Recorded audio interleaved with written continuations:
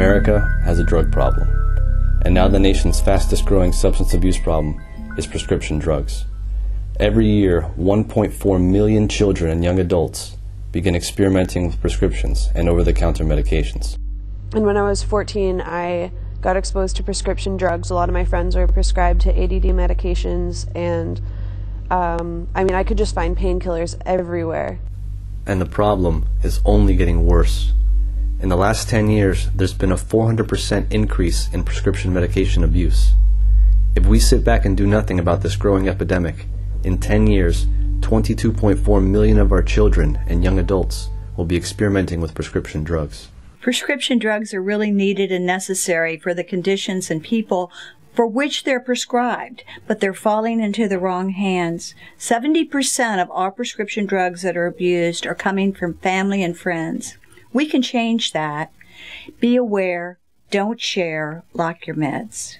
For the last 25 years, since the death of DEA agent Kiki Camarena, families, schools, and communities have demonstrated their commitment to a drug-free America by participating in the National Family Partnership's Red Ribbon campaign.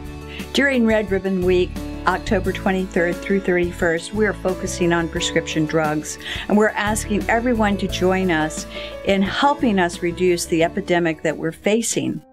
I don't think any parent wants to believe that their children will get involved with drugs, but I think the reality is we all need to be concerned about it. We all need to have the conversation regardless of whether our children are involved or not. There are very simple things we can all do to protect our children. Secure our medication.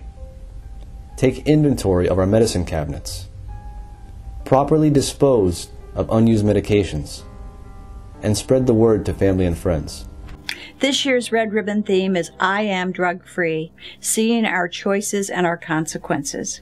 We all have choices, and we're asking you to choose to help us this year to reduce this epidemic of drug abuse from prescription drugs.